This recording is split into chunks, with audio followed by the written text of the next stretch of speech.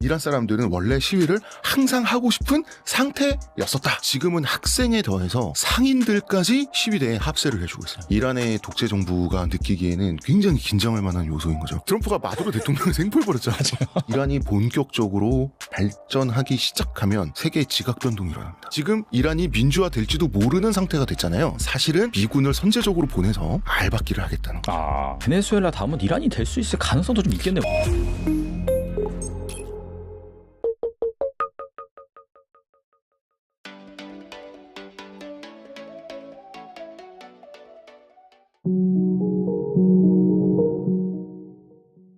네, 홍대선 작가님 모셨습니다. 안녕하세요. 안녕하십니까. 네, 또 작가님과 2026년 또 처음 방송을 찍는데 정말 이슈가 많습니다. 예, 도파민이 마를 날이 없어요. 하나하나 좀 살펴볼 텐데 네. 먼저 이란 이슈 한번 짚고 넘어가면은 최근 그 이란 경제가 완전히 무너져가지고 이 통화 가치 폭락하고요. 뭐 인플레이션 말할 것도 없고요. 그러면서 이 대규모 시위가 발생을 했는데 이게 2022년 이후 3년 만에 최대 시위라고 합니다. 어떻게 본다면은 이게 종교 지도자가 다스리는 뭐 신정국가잖아요. 예. 그런 상황에서 이렇게 대규모 시위가 발생하게 된 이런 원인 어떻게 보시나요? 그러니까 이제 종교 지도자와 국가 정치 지도자가 한 사람이죠. 하메네이. 근데 이제 그 원인은 신정국가인데 왜 시위가 일어났을까가 아니라 신정국가이기 때문에 시위가 일어난 거예요. 아, 그래요? 네. 원래 이란 체제는 지금 이란 이슬람 공화국이라고 돼 있죠. 근데 그 전에는 페르시아 제국이었단 말이에요. 1979년까지. 이란은 이슬람에서는 소수인 시아파죠. 전체 이슬람 그 신도들 무슬림들 가운데 수니파가 85%, 시아파가 15%란 말이에요. 그러니까 수니파보다 훨씬 관습적이고 원칙성이 좀 떨어져요. 그러다 보니까 원래 이란은 세속주의, 아니 사람이 살고 정치하고 이게 먼저지. 국가도 발전해야 되고. 그러니까 이런 세속주의가 강한 나라였어요. 튀르키예처럼. 원래 이란 사람들은 원래 신정주의를 싫어했다. 1970년대 이란 여성들 당시 사진을 보면 뭐 지금은 히잡을 쓰네 안 쓰네 이러고 있지만 그때는 아예 미니스커트를 입고 다녔어요. 우리가 알고 있는 아랍과 이란은 달라요. 종교가 이슬람 교일 뿐이지 이란은 옛날부터 페르시아였고 네. 그다음에 페르시아어가 따로 있고 이란어가 따로 있고요. 문화적으로 언어적으로 달라요. 우리나라 사람들이 유럽인이 아니잖아요. 그렇죠. 내가 기독교인이라고 해서 내가 불교를 믿는다고 해서 인도 사람이 아니고 우리는 한국인의 정체성이 굉장히 강하잖아요. 이란은 그런 나라였단 말이에요. 그런데 팔레비 왕조가 당시에 입헌 군주국이라고는 하지만 실질적으로는 전제군주로 독재를 하니까 그러면은 입헌 군주국 상태에서 황제가 전제군주처럼 정치를 하면 즉 나라가 나의 개인 소유물인 것처럼 정치를 하면 법리적으로는 부패와 정경유착이 되겠죠. 그러다 보니까 이제 이란 이슬람 혁명이 발생을 해요. 시민들이 황제를 쫓아내는데 이 일대 독재자가 호메인이란 말이에요. 호메인이 정권이 탄생을 합니다. 근데 이 신정체제는 운동권 학생들이랑 지식인들에게는 배신이었어요. 이 시골의 율법학자들을 보수적인 율법학자를 중심으로 한 이슬람 신정주의자들이 함께 시위를 하고 함께 운동을 했던 지식인과 운동권을 배신하고 체제를 혼자 먹어버린 거예요. 그러니까 북한과 비슷하죠. 북한도 사실은 북한을 세운 사람들은 항일 투사들도 있고 굉장히 양심적인 지식인들도 많았어요. 그러니까 북한의 노동당을 보면 원래는 갑산파, 연안파, 소련파, 만주파 이런 파벌들이 있었거든요. 이때 김일성을 중심으로 한 만주파가 나머지 파벌들을 개파들을 싹 다 숙청하고 수용소에 보내고 죽여버리고 김일성 1인 독재 체제를 수립했잖아요. 그러니까 북한의 역사는 김씨 왕조가 나머지 정파들을 배신한 역사잖아요. 마찬가지로 이란도 이 보수적인 율법학자들을 중심으로 한 신정주의자들이 나머지 동지를 배신해서 독재를 한 그런 체제라고 보시면 되는 거예요. 이게 그래서 국민의 군대가 아니라 혁명수비대예요. 이란의 군대라고 하는 것은. 그리고 그냥 경찰이 아니라 도덕경찰이 있어요. 도덕경찰. 우리한테 잡힌 사람들은 부도덕한 사람들이다. 그 도덕의 기준은 종교예요. 그러니까 이란 사람들이 그 체제를 받아들이기에는 원래 이란 사람들은 세속주의적인 성향이 강한 데다가 이란 사람들이 우리 생각보다 지적이에요. 이란 사람들이 학력이 높아요. 우리가 흔히 생각하는 중동의 이슬람교 믿는 독재 국가라고 하면 우리가 흔히 생각하는 이미지가 있잖아요. 그 이미지에서 많이 벗어난 나라가 원래 이란이란 말이에요. 이란의 대학 진학률이 일본이랑 비슷해요. 60%가 그 정도예요? 네. 그리고 국제 논문 등재 수가 전체 200개 국가 중에 15위예요. 오. 이란 사람들 굉장히 지적이에요. 그래서 그 경제 제재를 받아가면서도 독자적으로 전투기 드론 미사일을 개발하는 데 성공한 나라가 이란이잖아요. 이란 사람들이 굉장히 뛰어나요. 지적이에요. 그리고 이 대학 진학률 60%이 대학생들 중에 여성과 남성의 비율이 어떤지 아세요? 어때요? 딱 반반입니다. 아, 그 정도예요? 그 정도예요. 히잡 쓰고 다니고 막 그런데도 그러네요. 와. 예. 그러니까 히잡은 네. 원래 쓰기 싫어해요. 아. 도덕 경찰이 쓰라 그러니까 쓰는 거예요. 그러니까 이 이란 사람들은 지적인데 지적이다 보니까 원래 학력이 높고 내가 아는 게 많으면 종교에 대해서 좀 의심하죠. 그러니까 이란을 딱 치면은 인터넷에서 이슬람교가 98% 이렇게 나와요. 그런데 실제 안으로 들어가 보면 내가 관습적으로 전통적으로 나는 이슬람 교인이긴 하지 라고 말은 하지만 실제로 기도를 드리거나 예배를 보지 않거나 이런 사람들 있죠. 소위 말하면 나이롱 신도 이런 사람들 굉장히 많아요. 그래서 실질적으로는 종교가 없거나 불가지론자는 뭐냐면 신이 있는지 없는지 인간은 알 수 없다. 그래서 판단을 유보한 상태를 갖고 있는 사람을 불가지론자라 그러거든요. 심지어 무신론자들도 많아요. 그래서 이 종교가 있다고 말하기 애매한 사람들이 실제 이란의 인구 중에 50%가 넘어요. 우리랑 되게 비슷해요. 그러네요, 진짜. 그러니까 이런 사람들을 신정 독재로 다스리니 기본적으로 이란 사람들이 신정 독재 체제를 좋아하겠냐고요. 원래도 싫어하는 그런 상황이었는데 2022년에 한 쿠르드족 여성이 이 여성이 22살이었는데 히잡을 똑바로 쓰지 않았다고 바로 아까 말씀드린 도덕 경찰한테 맞아 죽는 사태가 일어나요. 그래서 대학생들이 다 들고 일어난 게 2022년에서 2023년에 걸쳤었던 시위인데, 근데 이제 원래는 이란 사람들은 원래 언제든지 시위를 일으키고 싶고 일으키고 있는 상태에서 그때도 마침 그 이제 22살 여성이 죽기도 했지만 당시에 물가가 한 달 만에 50%가 올랐어요. 지금도 물가가 50% 지금 한 달 만에 올랐다 그러잖아요. 그 사이 기간 동안에 또 계속 오르고 이러니까 2022년과 지금을 비교하면 물가가 실질적으로 한 10배 이렇게 오르죠. 예. 그러다 보니 이란 사람들은 원래 시위를 항상 하고 싶은 상태였었다라고 보시면 돼요. 그러니까 시위 초기에는 방금 말씀하신 그런 뭐 경제적인 문제, 통화가치 폭락, 그다음 물가, 뭐 가뭄도 최근에 심하다고 하더라고요. 네. 근데 최근에는 이 독재자에게 죽음을 하메네이 실과 같은 그런 구호가 등장하면서 체제 전복 운동으로 번지고 있는 상황인데 시위 현장엔 총성이 울리고 뭐 군 병력이 투입되는 유혈 사태가 지속이 되고 있습니다. 그러니까 트럼프 대통령이 갑자기 시위대한테 발포하면 우리가 개입하겠다 뭐 그런 말도 하기도 하고. 네, 요 말씀을 드릴게요. 왜 그러냐면 이제 진짜 도파민이 마를 날이 없는데 우리 지금 오늘 방송하는 우리 녹화일 기준으로 어제. 네. 트럼프가 마두로 대통령을 생포해버렸잖아요. 아니 그 베네수엘라가 석유 매장량이 1인데 세계 최대의 석유가 무슨 두바이 쫀득쿠키도 아니고 그렇게 낼름 하듯이 이렇게 내꺼 하듯이 그냥 외국 지도자를 납치해버리고 사실 납치죠. 정말 도파민이 마를 날이 없는데 이게 비슷한 겁니다. 뭐냐면 베네수엘라는 미국의 앞마당이에요. 그러니까 그런 거 있잖아요. 내 빵 셔틀은 나만 괴롭힐 수 있어. 그런데 사실은 중국이 1대1로를 하면서 중남미에 투자를 굉장히 많이 했는데 그중에서 중국의 1대1로와 가장 밀착했던 나라가 바로 베네수엘라예요. 그러니까 미국은 카리브해를 건너면 바로 밑에 베네수엘라가 있는데 거기가 중국의 실질적인 앞마당이 된다? 이거는 미국이 용납할 수 없는 건데 다름 아닌 미국의 앞마당에서 그것도 세계 최대 매장량의 석유에 중국이 손을 얹는다? 봐줄 수 없죠. 그거에 대한 미국의 답이 이거였던 거예요.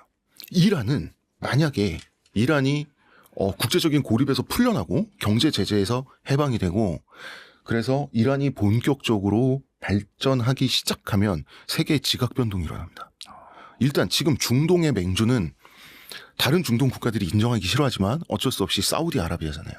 그거는 사우디아라비아의 메카와 메디나라고 하는 성지가 있기 때문이 아니라 사우디 왕실이 석유에 있어서 미국과 계약한 관계이기 때문에 그래요. 사우디 왕가의 그 오일머니로 떵떵거리는 그 부와 권력이라고 하는 것은 미국의 파트너기 때문에 허락된 권력과 부인 거예요. 그러면 왜 사우디 왕실과 미국은 파트너십을 맺었을까? 전 세계를 달러와 석유로 연동시켜서 세계에 대한 미국의 지배력을 유지하기 위해서잖아요. 자, 그런데 사우디아라비아와 비슷한 석유 매장량을 가진 이란이 갑자기 지금과 같은 독재 국가가 아니라 정상적인 국가가 되면 그리고 본격적으로 발전하기 시작하면 아까도 말씀드렸지만 사우디아라비아 사람들에게 미안하지만 국민들이 갖고 있는 역량 자체가 이란이 질이 달라요. 그래서 이란이 중동의 맹주가 되잖아요. 그러면 일단 사우디도 큰일 나고요. 미국이 세계를 지배해온 지금까지의 역학 구조가 깨지게 돼 있어요. 그거를 미국도 바라지 않아요. 그런데 지금까지는 마침 다행스럽게도 1대 호메이니, 2대 하메네이 신정 독재 체제가 미국이 이란을 경제 제재하고 봉쇄를 하고 고립시켜서 이란을 꾹꾹 밟아놓는 기가 막힌 명분이 돼줬던 거예요. 그래서 이란이 민주화돼서 정상적인 국가가 되잖아요. 그리고 본격적으로 발전을 하기 시작하잖아요. 그러면 그때부터는 미국 뜻대로 중동을 관리할 수가 없어요. 이란을 괴롭힐, 이란을 봉쇄하고 제재할 핑계가 사라지잖아요. 이란이 민주화돼 버리면. 근데 지금 이란이 민주화 될지도 모르는 상태가 됐잖아요. 이란이 민주화가 될 것 같으면 트럼프는 자기가 민주화 투사들을 보호하기 위해서 미군이 개입할 수도 있다라고 하지만 사실은 미군을 선제적으로 보내서 알박기를 하겠다는 거죠. 그 미국이 석유가 있는 땅에 군대를 보내면 그 군대가 순순히 물러난 적이 역사적으로 있던가요? 예, 그거 하려고 하는 겁니다. 그래서 미리 빌드업을 해놓는 거예요. 어떻게 보면 베네수엘라 다음은 이란이 될 수 있을 가능성도 좀 있겠네요. 베네수엘라 진짜. 다음은 제가 봤을 때는 중남미 국가 중에 하나가 될 것 같아요. 왜냐하면 이제 한번 건드렸는데 바로 발을 빼지는 않을 것 같고 저는 멕시코 정도 예상하고 있습니다. 네, 개인적으로. 뭐 멕시코나 콜롬비아 얘기도 좀 나오고 네. 있고. 그래서 이제 이란은 이란은 인구도 많아요. 9,200만 명이 넘고 거의 네네. 1억 가까이 되는 인구가 있고 이란의 광활한 사막과 그 평지 그다음에 여러 가지 민족적인 어떤 쿠르드족 문제도 있고 쿠르드족이야 뭐 쿠르드족이 사는 나라에선 다 쿠르드족 그 학살이라든지 이런 그런 문제들이 있는데 이러한 문제에 미국은 이미 이라크 전쟁과 아프가니스탄에서 실패한 경험이 있잖아요. 그렇기 때문에 이란에 그렇게 쉽게 이번에 베네수엘라를 해먹은 것처럼 그렇게 쉽게 해먹을 생각을 하지는 않고 있을 것 같고요. 이제 어떻게 될지 모르겠습니다. 예. 장시간 기간에 아무튼 빌드업을 하긴 할 거다 그렇게 봐야 되겠네요. 네, 빌드업은 결국 이란을 어떻게든 컨트롤하든 개입을 하든 뒤에서 공작을 하든 이란에 대해서 미국은 가만히 있지는 않을 거예요. 그 가능성 100%입니다. 그리고 지금 시위가 2022년 시위하고 다른 부분이 있어요. 우리가 1987년 우리나라로 약간 타임머신을 타고 가보면 그때 우리가 독재 체제가 계속 이어질 줄 알았는데 1987년 6월 10일 그 6월 혁명으로 갑자기 독재 체제가 우리나라가 무너지고 순식간에 민주화가 됐단 말이에요. 거기엔 이유가 있습니다. 그 전까지는 이 직장인들은 먹고 살기 바빴어요. 어른들은. 그리고 정권에 저항하는 거, 독재에 저항하는 거, 운동이라고 하는 것은 학생들만 하는 거였어요. 문화 자체가 그랬잖아요. 왜냐하면 졸업하고 나면 그때부터 먹고 살기 바빠지니까. 옛날에는 25살, 6살에 다 결혼했잖아요. 와이프가 임신하는 순간 운동이란 건 없어지는 거예요. 자기 인생에. 옛날에 그랬잖아요. 맞아요. 근데 네. 그때 학생들만 운동을 했었는데 그때 혁명에 순식간에 한 달 만에 성공했던 이유는 넥타이 부대라고 하는 일반 직장인들이 합류해 주면서 무게추가 시민 쪽으로 완전히 기울면서 군부가 굴복을 할 수밖에 없었던 거잖아요. 그런데 2022년 이란 시위와 지금 현재 벌어지고 있는 시위의 차이점이 뭐냐면 지금은 학생에 더해서 상인들까지 시위대에 합세를 해주고 있어요. 우리나라 넥타이 부대만큼 부대처럼. 그래서 이게 어른들이 합세를 하면 얘기가 달라지거든요, 원래. 그래서 이란의 그 신정 정부가 긴장을 해가지고 시위대 측과 협상을 하자라고 지금 나오고 있어요. 한편으로는 무력 진압을 하고 있고 한편으로는 우리 협상할래? 우리 비긴 걸로 치면 안 될까? 그 만화에 나오는 그걸 하고 있어요. 예. 상인들이라고 하는 존재는 원래 보수적이죠. 뭔가 경제가 안 좋아지고 뭔가 좀 사회 변혁이 일어나고 좀 뭐가 세상이 흔들리고 이러면 장사가 안 되잖아요. 예.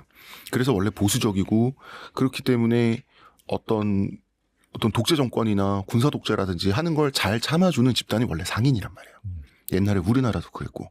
그런데 지금은 상인들이 학생 시위대에 합류한 상태다라고 하는 게 이란의 독재 정부가 느끼기에는 굉장히 긴장할 만한 요소인 거죠.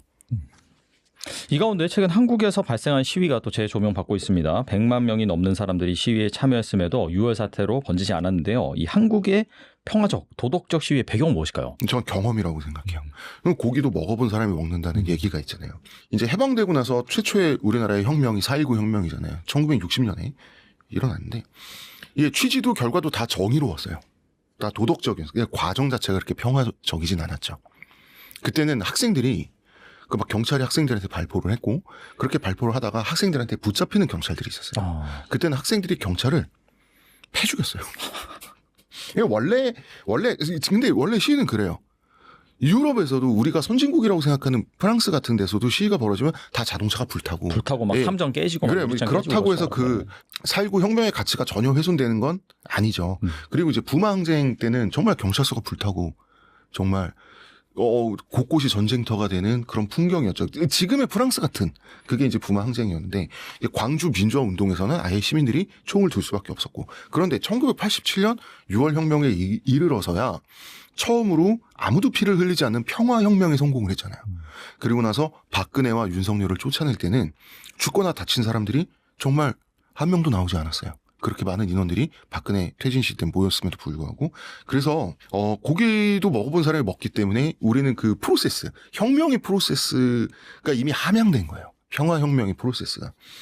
일단 한 번 민중이 권력에 대항해서 성공하는 경험 한 번이 굉장히 중요한 거죠. 우리가 4.19가 역사적인 4.19라는 경험이 있었기 때문에 뒤이어서 부망쟁이라고 하는 좀 무승부, 그다음에 광주 민주화 운동에선 시민 측이 패배를 한번 했죠. 했지만 거시적으로는 시민이 승리하는 그런 결과로 갈 수 있었던 거는 경험자였기 때문에. 그래서 경험은 굉장히 중요합니다. 이란은 지금 만약에 이번에 성공한다고 하더라도 첫 경험이잖아요. 그렇죠. 그러니까 이란이 갑자기 발전하긴 힘들 거예요. 이란이 민주화가 된다고 가정을 해도. 왜냐하면 우리 4.19 혁명 성공하고 나서 출범한 제2공화국 장면 내각이 얼마나 끔찍하게 무능했나요. 그런 것처럼 혁명에 성공해서 구간이 명간이란 말이 괜히 있지 않거든요. 혁명에 성공을 해서 집권을 수십 년 이상 해보지 않은 뉴페이스들이 집권을 하게 되면 원래 헤매게 돼 있습니다. 그러니까 이란도 지금 혁명에 바로 성공한다 할지라도 아직 모르지만 그럴지라도 기본적인 혼란기 1, 20년은 거쳐야만 할 것이다. 이렇게 생각을 합니다.